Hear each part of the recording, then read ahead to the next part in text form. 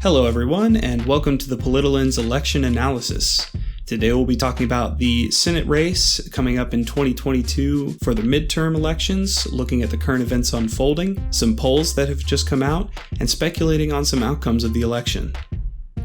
So before we get started, just a quick recap. There are currently 34 out of the 100 seats that are up for re-election during the midterms, and Raphael Warnock's win in the state of Georgia was a must-have for the Democrats and gave them a slim majority in the Senate following the elections in 2022.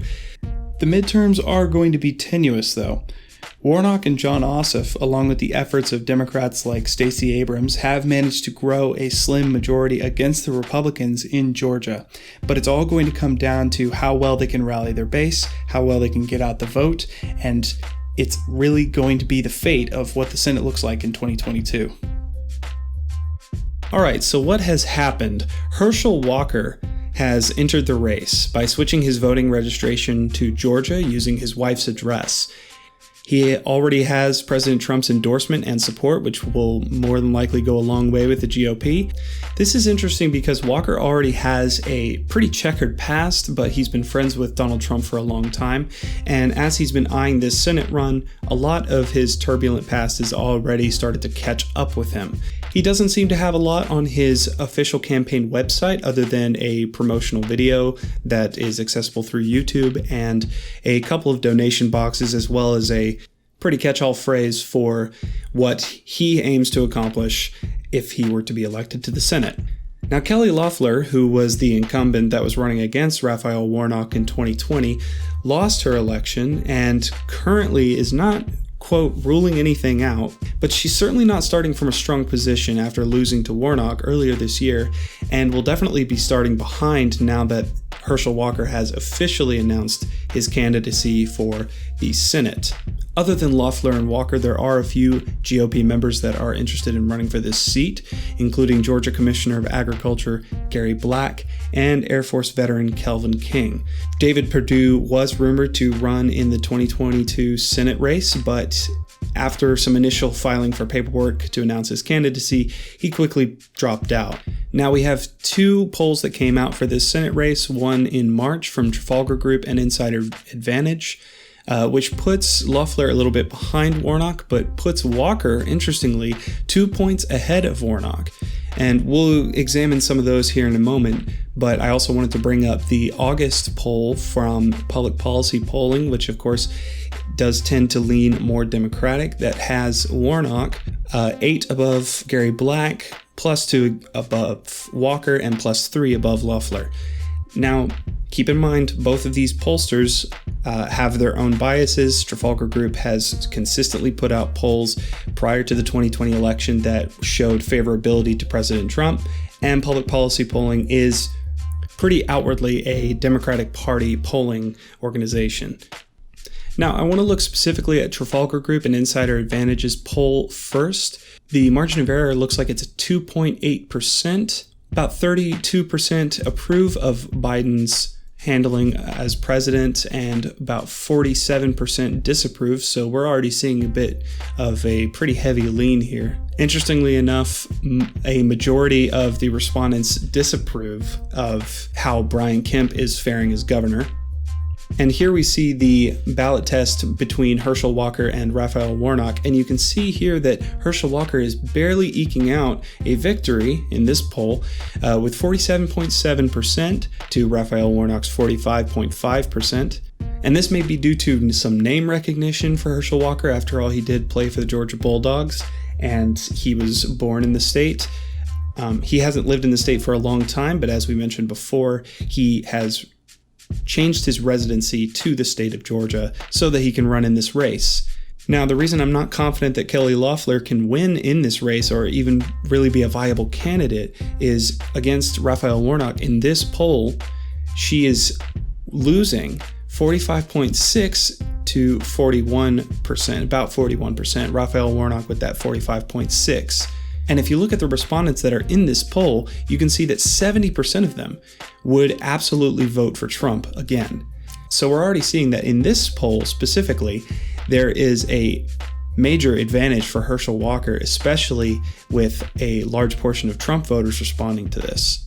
And then we see a primary test ballot just for the Republican primary election, and Herschel Walker is winning barely against the former Representative Doug Collins, who announced about a month after this poll came out that he would not be seeking re-election for any higher office in Georgia.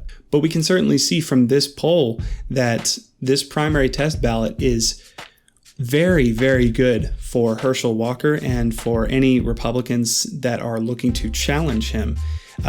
As we can see, Gary Black doesn't even show up on this test ballot. And you might be wondering, well, what about the undecideds or the people that don't want to vote for any of these three candidates? There is a primary test ballot in this poll between Herschel Walker and Doug Collins only, and Herschel Walker is beating Doug Collins about 50% to 36%, with only 14.2% undecided.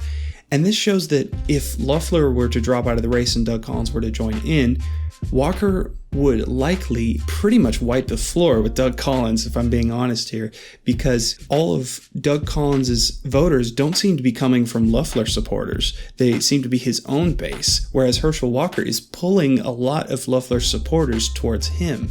And in this next primary ballot test, you can see that Herschel Walker against Kelly Loeffler, Walker is coming out with a 62% advantage.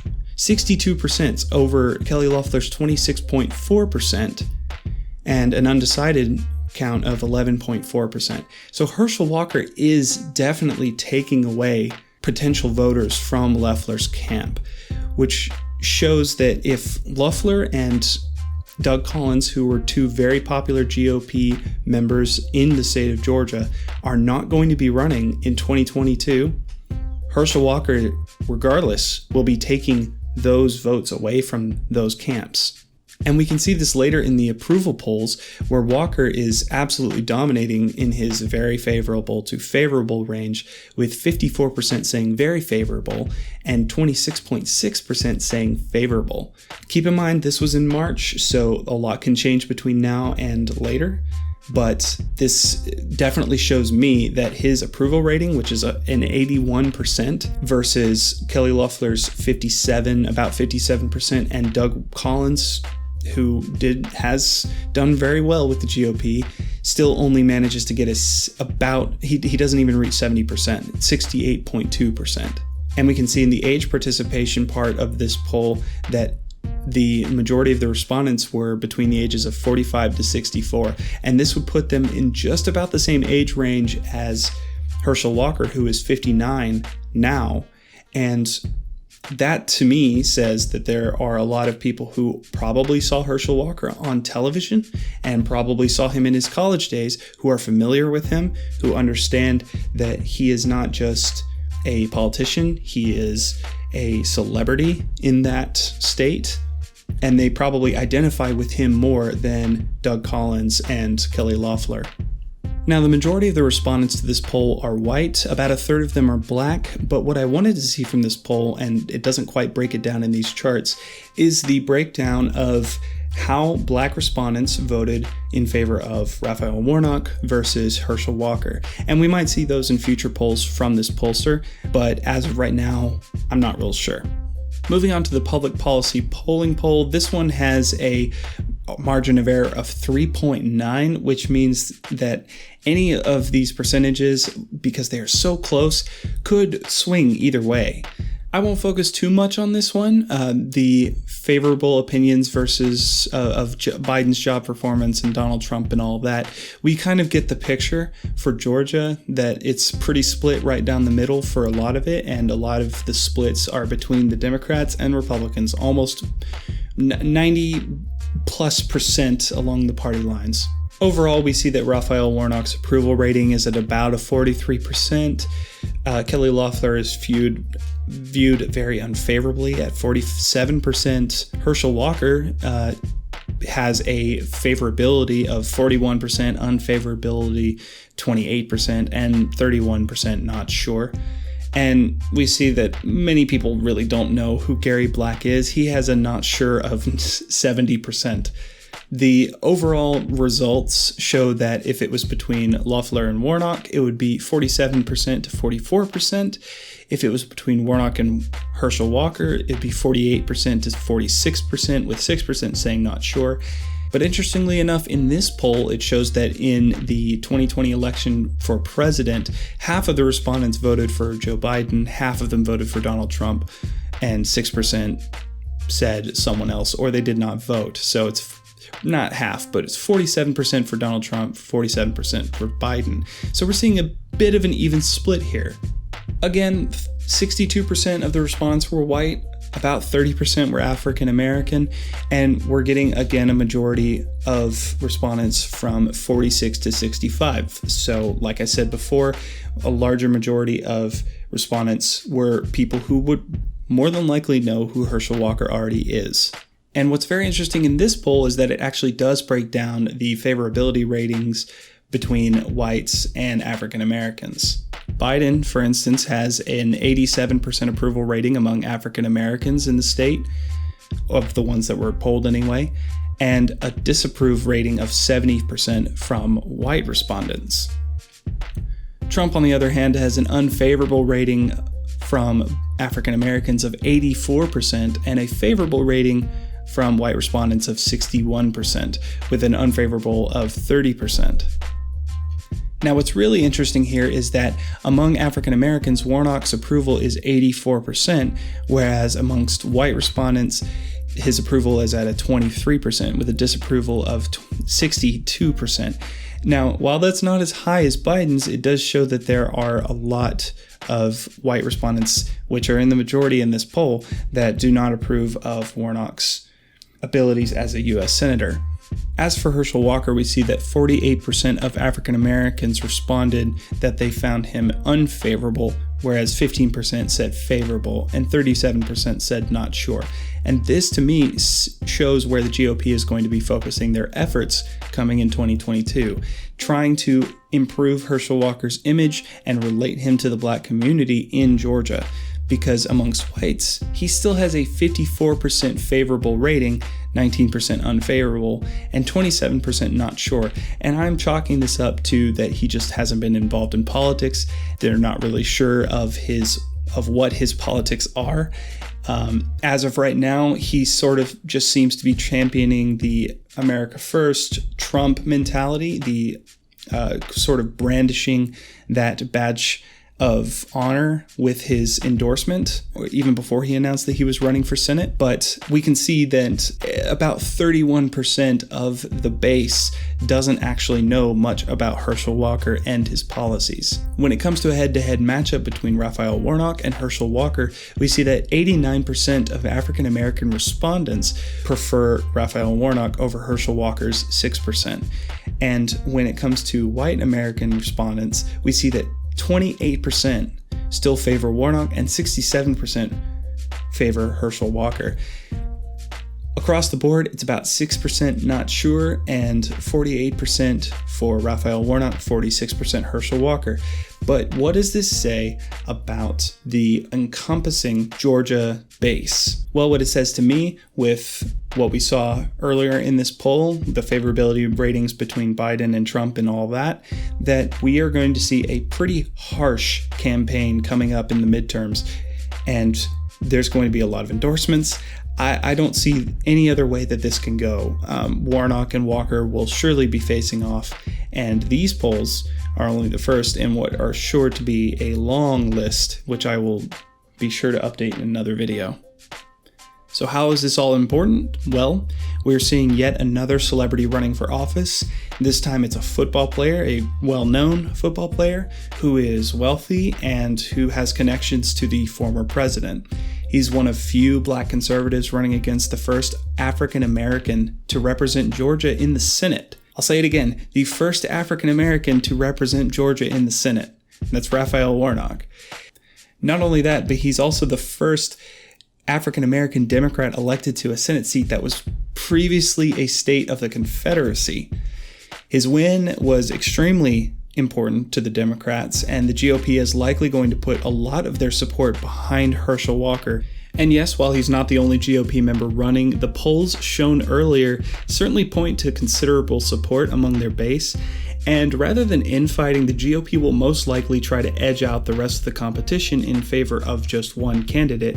And my prediction is that it will most likely be Herschel Walker, especially since he has the support of Donald Trump, who will likely be the GOP's nominee in 2024 for the presidential election. Taking all of this into consideration, I'm going to put this one down as a likely Democrat win, but of course, it's still too early to tell who will actually win. In the meantime, here are my predictions for the campaigns in the coming months. Walker is going to need to bend hard into the Trump crowd, be extremely vague about the vaccines, all while still expressing that Trump did everything he could as president. However, he is still an outsider. He'll need to appeal to their politics as well as their love of football and distance himself from the celebrity politician that we saw in 2016 with Donald Trump, as well as some other examples. But regardless, he is going to lean pretty hard into that Trump camp as well as try to emulate the GOP's values of personal responsibility and all of that. And we can see in this clip, I learned discipline, faith in God, and the value of hard work. I learned about sacrificing the things you want in the moment for the future you know you can have. You might stumble, make mistakes, but you only fail if you give up. That Herschel Walker is definitely going to lean in to those Republican values. Warnock's team will likely not go into his mental health struggles with dissociative identity disorder, and instead will focus on his outsider carpetbagging status, and will also present Warnock as an important figure to continue the political agenda of a growing Democrat Party presence in Georgia, especially in the realm of civil rights, voting rights, and the importance of keeping a majority in the Senate. Just like in the 2020 race, building a primary and general election campaign war chest is going to be the biggest boon for Warnock's campaign.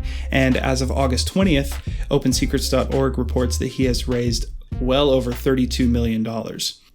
So overall, Georgia is going to be a hard race for both parties. Republicans will have the upper hand with the built-in base as well as endorsements from Donald Trump to most likely whoever the nominee will be. Right now, I'm saying that it's going to be Herschel Walker. It's also worth mentioning that Georgia has passed a new law with voter ID requirements for absentee ballots, restrictions on food and water distribution to waiting voters, and the amount of drop box locations in the state. This could potentially hurt the Democratic Party's chances with some of their voting demographic, so it may come down to how well the Democrats can get out the vote. It could also depend on the outcome of the John Lewis Voting Rights Advancement Act, which just passed the House as of August 24th and is heading to the Senate next, and H.R. 1, the For the People Act, which passed the House and is currently in consideration by the Senate. From what I can see, Raphael Warnock is going to face against Herschel Walker in the Georgia U.S. Senate race in what will likely be a win for the incumbent Democrat senator. Thanks everyone for tuning into this episode of the PoliticaLens election analysis. If you like this and you want to see more in the future, please consider subscribing and liking this video. The midterms are only going to be heating up, so expect some more elections predictions videos coming down the pipeline, as well as some other content that I've got in the works. So again, thank you, and we'll see you later.